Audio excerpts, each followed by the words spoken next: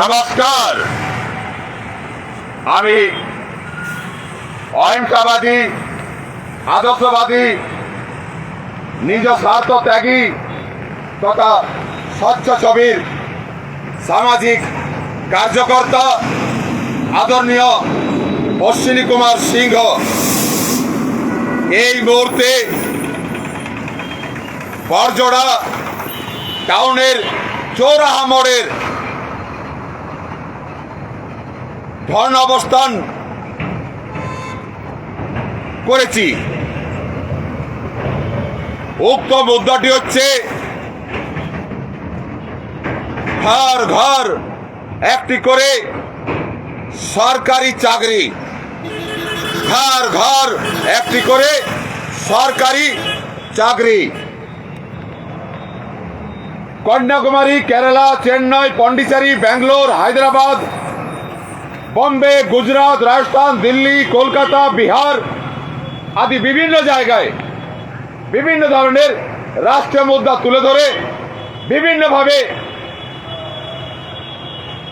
কোথাও ধর্ণা অবস্থান, কোথাও একটানা দিবারাত্রি অনশন অবস্থান, তথা কোথাও আবার আমরণ অনশন অবস্থান, কোথাও আবার পদযাত্রা আদি বিভিন্নভাবে জনজাগরণ আন্দোলন চালিয়েছি।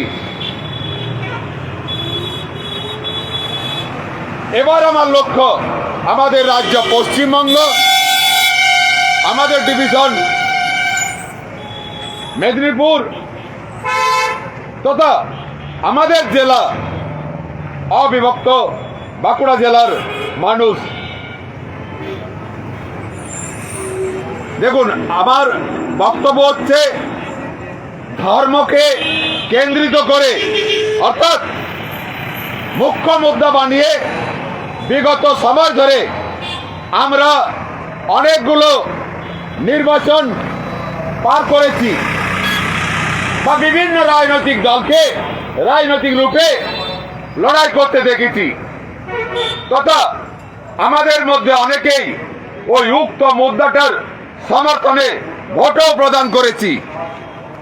তাই জনগণের কাছে আমার আবেদন, এবার আগামী 2026 পশ্চিমবঙ্গ রাজ্য বিধানসভা নির্বাচনে ঘর ঘর একটা করে সরকারি চাকরির মতো একটি অতি আবশ্যক বহু আকাঙ্ক্ষিত রাষ্ট্রীয় মুদ্রাকে মুখ্য মুদ্রারূপে স্থান দেওয়া হোক। আমি কোনো সরকারের বিরুদ্ধে নই, আমি কোনো রাজনৈতিক দলের বিরুদ্ধে নই। আমার লক্ষ্য নির্দিষ্ট, ঘর ঘর একটা করে সরকারি চাকরি, নিম্নতম মাসিক বেতন 10,000 টাকা হলেও চলবে। এমনকি যারা পড়াশোনা করেননি তারাও যেন মানবতার আধারে কিছু না কিছু সরকারি চাকরি অবশ্যই পায়, কারণ তারাও দেশের নাগরিক তথা তাদেরও পেট আছে। আর সর্বদাই যদি যোগ্যতা দেখে চাকরি দেওয়া হয় তাহলে একটা পরিবারের মধ্যেই 10টা 20টা চাকরি ঢুকে যাবে। তাহলে দেশের বাকি মানুষগুলো কোথায় যাবে? তারাও তো মানুষ, নাকি তারা গরু ছাগল? এছাড়াও দেশের সরকার তো আর সবাইকে দিয়েই শিক্ষকতা করাবে না, আর সবাইকে দিয়ে ডাক্তারিও করাবে না। এই উক্ত পরিকল্পনাটি সরকারের সামনে তুলে ধরা তথা জনগণের বিশ্বাস হাসিল করার জন্য জনজাগরণ আন্দোলনের শুভারম্ভ করা হয়েছিল 2024 সাল 16ই অক্টোবর বাঁকুড়া টাউন মাচনতলা থেকে। এমনকি তৎকালীন বাঁকুড়া টাউনের তৎকালীন সময়ে বাঁকুড়া টাউন পুলিশ এসে আমাকে অ্যারেস্ট করেও নিয়ে গেছিলেন আমার ওই অনশনটি ভঙ্গ করার জন্য। দেখুন, এই উক্ত ঘর ঘর সরকারি চাকরির বিষয়টি আপনাদের কাছে একটা অসম্ভব বিষয় লাগতে পারে, কিন্তু আমাদের কাছে খুবই সহজ বিষয়। কারণ এই উক্ত পরিকল্পনাটির প্ল্যান ও প্রজেক্ট অর্থাৎ ফর্মুলা আমাদের কাছে তৈরি হয়ে পড়ে আছে। সরকার ট্রায়াল দেওয়ার জন্য ডাকলেই এসে উপস্থিত হয়ে যাব।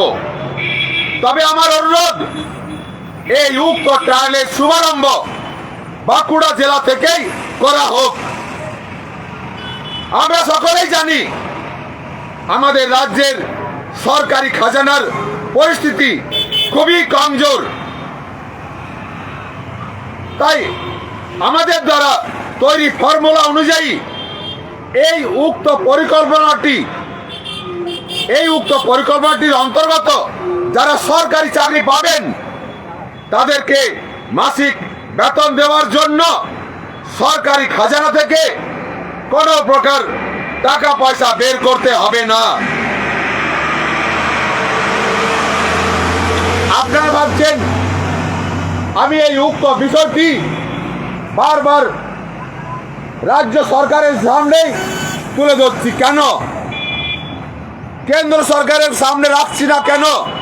দেখুন, এটা সত্যি কথা যে আমি কোনো সরকারের বিরুদ্ধে নই, আমি কোনো রাজনৈতিক দলের বিরুদ্ধে নই। কিন্তু যে সকল রাজনৈতিক দল ওই পুঁজিপতিদের বেসরকারীকরণ নীতির সমর্থনে কথাবার্তা বলেন বা সমর্থন করেন, বা ওই বেসরকারীকরণ নীতির প্রতিনিধিত্ব করেন, বা যারা ওই নীতিটিকে সমর্থন করছেন, তাদের কাছে কেঁদে কিছুই লাভ নেই। তাই আমি এই উক্ত বিষয়টি আমাদের রাজ্য সরকারের সামনেই তুলে ধরেছি। আমরা কারা? আমরা দেশের সাধারণ পাবলিক। আমরা কারা? আমরা দেশের সাধারণ পাবলিক। আমরা চাই ঘর ঘর একটা করে সরকারি চাকরি। আমরা চাই ঘর ঘর একটা করে সরকারি চাকরি। আমরা চাই ঘর ঘর একটা করে সরকারি চাকরি। রাষ্ট্রীয়করণ নীতি জিন্দাবাদ, রাষ্ট্রীয়করণ নীতি জিন্দাবাদ। সরকারি চাকরি জিন্দাবাদ, সরকারি চাকরি জিন্দাবাদ।